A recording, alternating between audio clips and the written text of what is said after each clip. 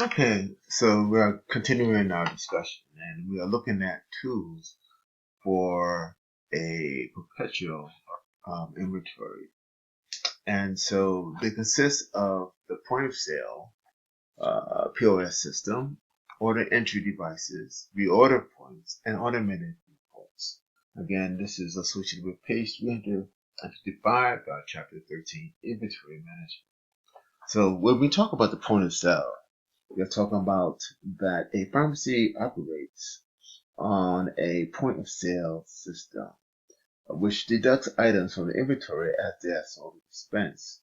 The transaction is also often triggered by scanning a barcode on the packaging, though it could also be keyed into the system. So many of these type of pharmacies, whether it's Rite Aid, Walgreens, CVS, um, and Target, etc., hospitals, they have their own inventory system. There's many different type of software that allows for them to manage um, their inventory. This can be done on or assisted by what's called order entry devices. Order entry devices are portable handheld devices that allows for the entry of data in association with the ordering process. When one look at the stock and it shows that a drug is approaching a minimum inventory level, the reorder can be made using some of these devices. Basically, the drug's ID is entered in by hand or through a scan device in most cases, using a barcode, and this gives indication of the product that needs to be reordered. And then many of pharmacies have their own ordering system and confirmation of what has been ordered, what needs to be ordered, is done using a computer. There's something called reorder points. Again, let's say that you had 100 bottles of Motrin. When you get down to 20 bottles of Motrin, then either automatic system or a manual system would then come in place, and then another 80 will be ordered to get it up to the maximum inventory. So reorder points can be different, and it's based in order to maintain adequate inventory for the needs of the pharmacy, with the community or institutional, and a lot of times computer based, and that is done using what's called reorder points. These are maximum and minimum inventory levels for each drug. As the drug reorder points of the medication is reached, most computer systems will generate an automatic purchase order for more of it. And something again,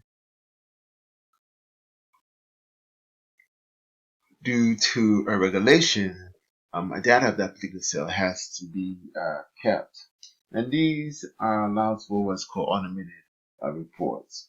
These are computerized inventory systems that provide a continuous picture of the inventory situation through automatic reports that allow users to analyze and monitor the inventory in many different ways. Um, these computer systems automatically update stock amount, they track the turnover, to produce purchase order based on real reports, and they can also forecast future needs. Right? So again, when you talk about perpetual, we're talking about something that is ongoing, and these are very complex systems that have been simplified by the computer, and they are in need of being able to be automated to enhance efficiency. So computers are, in essence, the foundation of maintaining a pharmacy's inventory. So there are many different kinds of computer systems in retail and hospital pharmacies. Computerized inventory systems automatically adjust inventory and generate orders based on maintaining several sets inventory levels. However, like any computer system, it depends on the data that is placed into it. Entering correct information is essential to any computerized system. And then many of these systems have multiple entry, which is protected by passwords. To protect against possible abusers, users are given passwords to access different features of the system. Okay, so system care and maintenance is very, very important. So when we talk about system care, you're talking about because computers have the ability to break down. It is a machine. There must be individuals that come in. Usually, the what do you call it, information technology individual that will maintain the hardware and software will come in and check the databases and make sure that everything's up to speed. Many times, these particular data is duplicated. They're automatically sent to the corporate office. So even though the data may be at the individual pharmacy, a lot of times there's also a backup duplicate of that particular information at the corporate headquarters of a very large pharmaceutical firm. And there's many things that can destroy the computer, and so constant maintenance is very important. System backup, I just touched base on that. Each system database of information is a critical component of the pharmacy, the institution to function. And so the files are backed up for record purposes and also to be able to be in compliance of FDA regulations or governmental regulations. Not only is there a computerized system, there's also a check of the computerized system through manual check-in. This includes checking reports manually. It's important step in ensuring that records are correct. Simple data entry errors can result in serious mistakes affecting orders, stockability, prices, and other issues.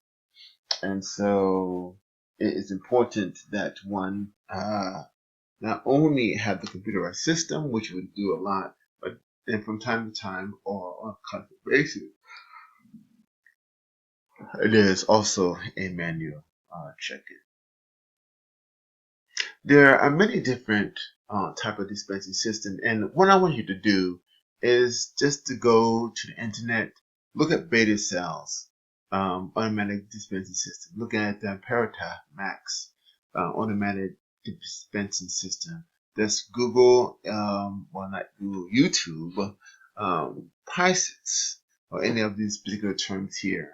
Their automatic dispensing system, numerous automatic dispensing system, and then just put in robotic pharmacy, and it is a wonderful video that will come up, I believe, from the University of Texas, showing how these particular automatic systems, especially in very large institutions that have thousands of patients, how they are able to automate their dispensing system as it relates to their pharmacy needs.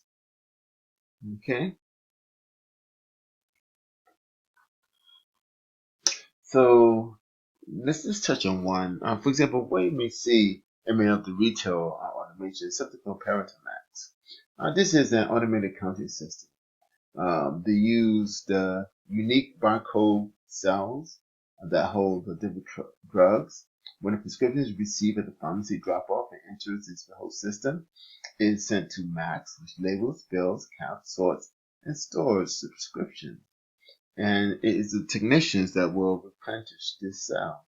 To ensure accuracy, Max prompts the technician to scan the barcode on a stock bottle, and the Max cells to ensure the drugs are loaded and the correct cell system. Another system that you may find and that may be associated with hospital automation is called Paxis Med Supply Station. is like an ATM for medication that are used in many different hospitals. And this type of device is generally known as an automated dispensing machine, or ADM. Another one that you have is called Humerus. It's an example of centralized robotic unit dose dispensing device. It can individually package and store large amount of medication for bulk supplies, deliver barcode medication to 24-hour patient-specific medication bins, and return medications to storage after the patient is discharged. And some hospitals even have what's called mobile robotics units that can travel around and assist the nurse and physicians, nurses in dispensing of medications. Okay. And finally, on this particular subject, carousels are used to efficiently store bulk or unit dose medication. Again, we've been talking about the barcodes, which is allows for the automated system to identify which medication goes where. They use barcodes to track medications placed in the machine. This system allows for quick removal and returning of medication through a computerized access panel. So for very large institutions, hospital institutions, or even retail settings, automatic dispensing systems are becoming the norm. So what about the process of ordering? Okay, this is also something that is very important, and as we mentioned and touched upon a little bit, is automatic ordering, automated ordering. That means that a computerized system is able to recognize when the inventory has reached a particular level and has actually reached the point, and that particular point is called the minimum recorder point, that it will automatically send out to the central office, that, or even to the wholesaler, that an order needs to be placed. So ordering system involve automated and manual activities. Much of this particular work is done by the computer system. However, manual checking, editing, and confirmation is still very much essential. So what are some of the things that are done? One, orders can be generated using an order entry device or automatically generated by system based on stock levels and recorder points. When an order is ready, the ordering system and the supplier system are usually connected via the internet so that the order can be downloaded from one system to another. The supplier's computer system analyzes the order line by line to determine if there's enough inventory to fill the order as requested. If there's more than one warehouse in the system, it may check multiple locations. If the order can be filled as ordered, a message will automatically be sent to the purchaser confirming the order. This confirmation can be read on screen, but should be also printed. So one thing that you should know, that good ordering practice set up checks and balances so that the same person does not perform both ordering and receiving. This is very important when dealing with controlled substances. There are certain order details that one must come into play, and we're going to talk about that in our next segment.